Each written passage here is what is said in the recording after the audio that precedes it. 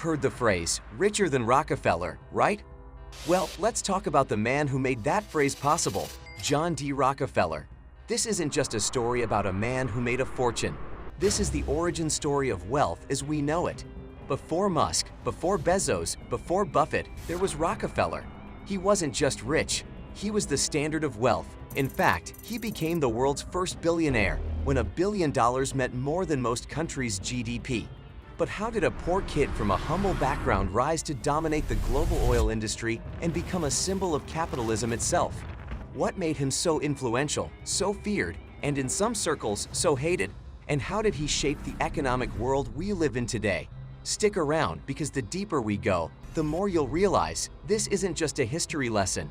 This is a masterclass in strategy, ruthlessness, vision, and legacy. Let's dive in. From nothing to everything. John Davison Rockefeller was born in 1839 in Richford, New York, to a family that struggled financially. His father, William Big Bill Rockefeller, was a traveling salesman with a shady reputation, often described as a con artist. His mother, Eliza, was a devout and disciplined woman who taught young John the value of thrift, hard work, and faith. These early influences would become the bedrock of his identity. Even as a boy, Rockefeller was obsessed with numbers, discipline, and saving money. He kept a detailed ledger of every penny he earned and spent. While other kids played, John calculated. He got his first job as a bookkeeper at the age of 16, making 50 cents a day. From that moment on, he decided two things. He would never be poor again, and he would dominate whatever industry he entered. What he lacked in charm, he made up for in quiet determination. He wasn't born into money. He built it from the ground up, and that's what makes his story so powerful. Entering the oil game at the right time. The mid-1800s saw the rise of a brand new industry, oil. Back then, oil wasn't used to fuel cars. There were none. It was used for lamps, lubrication, and eventually electricity generation. And most of it came from Pennsylvania. In 1863, Rockefeller co-founded a company with a few partners to refine oil, not drill it, but refine it, turning crude oil into usable products like kerosene. This was a genius move because refining was where the real profits were. It required precision, efficiency, and scale. Three things Rockefeller mastered.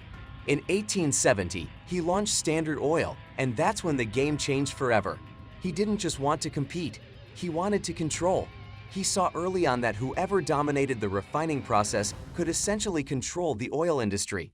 That vision, combined with his brutal efficiency, set him on the path to becoming the wealthiest man the world had ever seen. And remember, this was before income tax, before regulations, and before antitrust laws had any teeth. The birth of a monopoly. Standard Oil didn't just grow, it devoured its competition. Rockefeller was a master strategist. He would lower prices so aggressively that competitors simply couldn't keep up. Once they were driven out, he'd buy them out at rock-bottom prices. But he didn't stop there. He made secret deals with railroads, securing lower shipping rates for his oil. This allowed him to undercut competitors even more. While some called it a brilliant business, others called it predatory. Either way, it worked. By the 1880s, Standard Oil controlled over 90% of the oil refineries in the United States. That's not market share, that's domination. His company was vertically integrated, meaning it controlled everything: extraction, transport, refining, and sales. It was a money-making machine, and Rockefeller, he stayed mostly behind the scenes, quiet and calculating. His name wasn't flashy, but his empire was colossal. He essentially wrote the playbook on how to build a monopoly, one that would later be dissected by governments, economists, and business schools for generations. The billion-dollar man. By 1916, John D. Rockefeller officially became the world's first billionaire. In today's money, his wealth would be the equivalent of over $400 billion, possibly even higher depending on how you calculate it. That's more than Musk, more than Bezos, and even more than entire nations. His wealth was so vast and so concentrated that it forced the US government to take action. The public began pushing back, accusing Standard Oil of being a greedy monopoly that stifled competition. Eventually, in 1911, the US Supreme Court ordered the breakup of Standard Oil into 34 smaller companies. But here's the plot twist. That breakup didn't destroy Rockefeller's fortune, it multiplied it. The smaller companies became giants in their own right. Exxon, Chevron, Mobil, and Rockefeller held stock in all of them. So instead of one mega company, he now had shares in dozens of oil powerhouses. Talk about turning a loss into a win. Giving away half a fortune. Despite his reputation as a ruthless capitalist, Rockefeller spent the later part of his life as one of the most generous philanthropists in history. He believed it was a divine duty to give back. Inspired by his devout Baptist faith, he gave away over $500 million, half his fortune at the time, to causes related to education, science, and health. He founded the University of Chicago, which became one of the top institutions in the world. He funded the Rockefeller Foundation, which helped eradicate diseases like hookworm and yellow fever. He donated to Spelman College, named after his wife's family, to support education for African American women. His philosophy was simple. The best philanthropy is constantly in search of the finalities, a search for a cause, an attempt to cure evils at their source. In short, he didn't just throw money at problems, he tried to eliminate the root causes. Love him or hate him, you can't deny that his legacy extends far beyond business. A quiet giant with a sharp edge. One of the most fascinating things about Rockefeller was his persona. He wasn't loud, he wasn't flashy, he didn't buy yachts the size of cities or post his wealth on display. He lived modestly compared to the billionaires of today. But behind that quiet demeanor was a razor-sharp mind. He kept his emotions in check, calculated every decision, and rarely gave public interviews. He avoided public drama and focused on building institutions. Yet those close to him knew he was fiercely competitive and often unapologetically aggressive in business. He believed deeply in efficiency, discipline, and order. He read the Bible daily. He didn't drink. He didn't gamble. He considered wealth a responsibility, not a luxury. He said, "I believe the power to make money is a gift from God, to be developed and used for the good of mankind."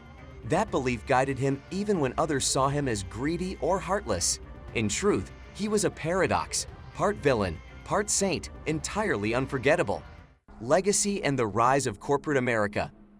Rockefeller's empire didn't just shape the oil industry, it shaped America. He was one of the pioneers of corporate capitalism. His strategies, vertical integration, scale-driven efficiency, and supply chain control became the template for modern corporations. Every major company today, from Amazon to Apple, owes part of its DNA to Rockefeller's blueprint. He showed that dominating one part of the process wasn't enough. You had to own the entire system. He helped create the idea of the trust, which became synonymous with monopoly power. He also pushed the boundaries of corporate law, inspiring new regulations like antitrust acts and corporate tax codes. Even today, when debates rage about how much power corporations should have, Rockefeller's legacy looms in the background. He built more than a fortune. He built a framework, one that continues to shape economies around the globe. The family that carried the torch. Rockefeller's personal fortune didn't die with him. His descendants became one of the most powerful dynasties in American history. His son, John D. Rockefeller Jr., continued his philanthropic work, helping fund the construction of the United Nations headquarters and major national parks. The Rockefeller name went on to influence politics, education, banking, and international diplomacy. They weren't just rich, they were strategically placed in the fabric of society. Nelson Rockefeller became the Vice President of the United States.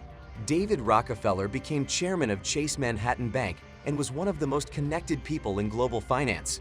For decades, the Rockefellers were synonymous with quiet power. Their wealth allowed them to shape the world, not through force, but through influence, institutions, and legacy. Today, the Rockefeller Foundation continues to fund efforts in health, sustainability, and policy. Their name is on buildings, museums, schools, you name it. The legacy continues, not just through money, but through impact. Rockefeller didn't just build an oil empire. He redefined what it meant to be powerful. He proved that vision, discipline, and relentless execution can take you from a poor farm boy to the top of the world.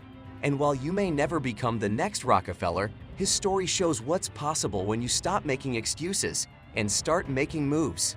So here's the question. What's your version of Standard Oil? What's the empire you could build if you started treating every dollar, every decision, every opportunity like it mattered? Let me know in the comments. Let's get that fire started. And if this story lit something inside you, don't forget to like, subscribe, and share it with someone who needs a reminder that history's greatest giants were once just ordinary people with extraordinary drive. Because if Rockefeller could do it in the 1800s with no internet, no social media, no investors, then what's stopping you? Let's rise.